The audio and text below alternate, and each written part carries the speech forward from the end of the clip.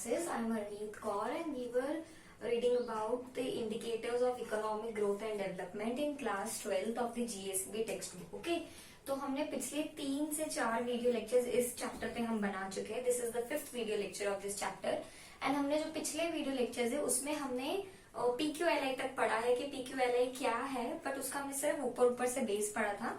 उसके बारे में इन डीप हम आज पढ़ेंगे कि PQLI होता क्या है. हमने बस इतना देखा था कि PQLI एक तरह का स्टैंडर्ड ऑफ लिविंग है जिसमें बहुत सारी चीजें इंक्लूड होती है, जैसे कि आपका सेफ ड्रिंकिंग वाटर हो गया, लिटरेसी रेट हो गया, एजुकेशन हो गया, एक्सेट्रा एक्सेट्रा. ठीक है, तो आज हम PQLI को थोड़ा और डीप में पढ़ते हैं. चलिए फिर शुरू करते हैं.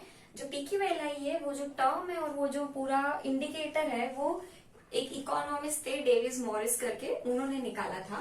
तो the term PQLI is coined bye Davis Morris और उसके 3 डिटर्मिनेंट्स है. 3 डिटर्मिनेंट्स है यानी कि 3 फैक्टर्स जो PQLI में होते हैं. पहला फैक्टर है आपका एक्सटेंट ऑफ एजुकेशन, जिसको हम लिटरेसी रेट कहते हैं. लिटरेसी रेट मतलब किसी भी इंसान को मिनिमम एक भाषा आनी चाहिए. किसी भी इंसान को मिनिमम एक भाषा लिखनी, पढ़नी, बोलनी आनी चाहिए, उसको हम लिटरेसी रेट कहते हैं. Second is life expectancy. Life expectancy मतलब कि एक इंसान ऑन एन एवरेज कितना जी सकता है. हमारी कंट्री में लाइफ एक्सपेक्टेंसी अभी 60-67 चल रही है. ठीक है. Then infant mortality rate. Infant mortality rate मतलब इन्फेंट मतलब 1 साल से छोटे बच्चे. तो इन्फेंट मोर्टेलिटी रेट मतलब कि हमारी कंट्री में 1 साल से छोटे बच्चे कितनी उनकी डेथ हो रही है 1 साल में, तो उसको हम इन्फेंट मोर्टेलिटी रेट कहते हैं. इन तीनों को जब हम प्लस करते तब हमें PQLI आते हैं. इन तीनों को हम क्यों लेते हैं? क्योंकि ये 3 एक बेसिक चीज है कि हर एक इंसान के पास एजुकेशन होना चाहिए थोड़ा सा. हर एक इंसान की जीने की उम्र, उसको कहीं ना कहीं एक्सपेक्टेंसी पता होना चाहिए कि कौन सी एज में उसको क्या हो सकता है या उसको कितने प्रिकॉशंस लेने हैं.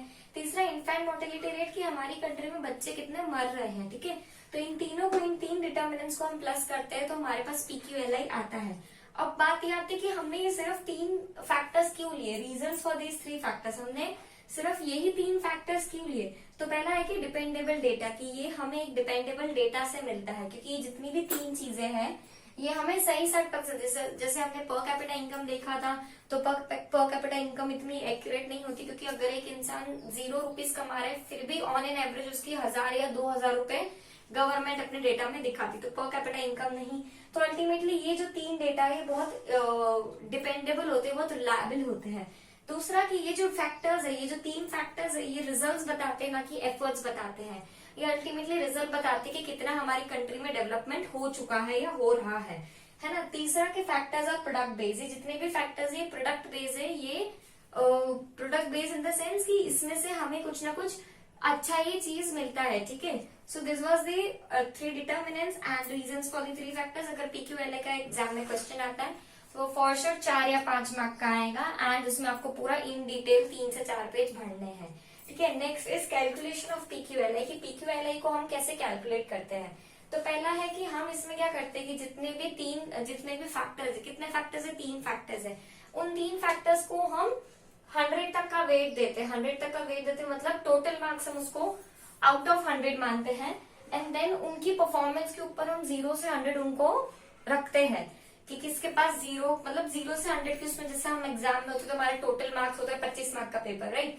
तो 0 से 25 मार्क में हमें कितने मिल रहे, तो हमारी परफॉर्मेंस पे बेस होता है. सिमिलरली यहाँ पे टोटल मार्किंग आपकी 100 होती है and on the basis of performance आपको 0 से 100 ग्रेडेड मिलता है. एंड जितनी भी ग्रेड होती है टोटल ग्रेड को सम अप करते जैसे हमारा रिजल्ट निकलता है कि सारे सब्जेक्ट्स को मार्क को प्लस करके फिर टोटल नंबर ऑफ सब्जेक्ट्स हम उसको डिवाइड करते तो हमारा परसेंटेज निकलता है. वैसे ही हम PQLI निकालते हैं कि total. Okay, so next topic is aspects of PQLI कि PQLI निकालने के एस्पेक्ट्स क्या क्या. आप इसको इम्पोर्टेंस भी गिन सकते हो. जैसे कि हमने कैलकुलेशन में देखा कि PQLI टोटल उसके जो वैल्यू होती है वो 100 से ज्यादा नहीं होती है. तो पहला यही एस्पेक्ट है कि टोटल वेट आपका 100 होना चाहिए, 100 से ऊपर नहीं होना चाहिए. और अगर वो क्लोजर टू 100 हो मतलब आपकी जो परफॉर्मेंस के ऊपर जो ग्रेड निकलती है वो अगर क्लोजर टू 100 होता है तो वो बट ऑब्वियस अच्छा होता है, just like our report card और अवर मार्कशीट. एंड अगर वो क्लोजर टू 0 होता है तो वो बुरा होता है. जितना ज्यादा PQLI उतना ज्यादा डेवलपमेंट, जितना कम PQLI उतना कम डेवलपमेंट. एंड PQLI आपकी बहुत सारी कंट्रीज, स्टेट्स, रीजन्स को कंपेयर करने में बहुत यूजफुल होता है एंड PQLA हमेशा 0 से 100 के बीच में ही रहना चाहिए. This was your aspect. Next thing is उसके लिमिटेशंस.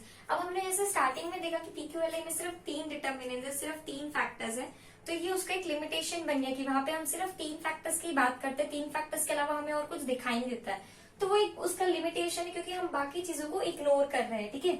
नेक्स्ट इज कि हम सिर्फ उसमें एवरेज निकालते हैं.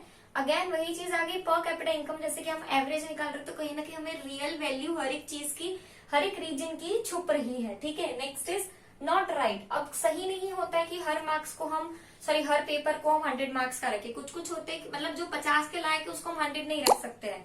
ठीक है. तो ये PQLA का एक ये है. दूसरा है कि rich countries rise at slower rate. Next है rich country rise at slower rate, की जो रिच कंट्रीज है वो बहुत स्लोअर रेट पे राइज होती है. So this was all about aspects and limitations. यहाँ पर आपका PQLA का टॉपिक खत्म होता है. So this video was only for PQLA. Next आपके बुक में सिर्फ एक टॉपिक बचा है ह्यूमन डेवलपमेंट इंडेक्स का, जो कि हम नेक्स्ट वीडियो लेक्चर में कंटिन्यू करेंगे. So I hope I am very clear with the PQLA. So thank you.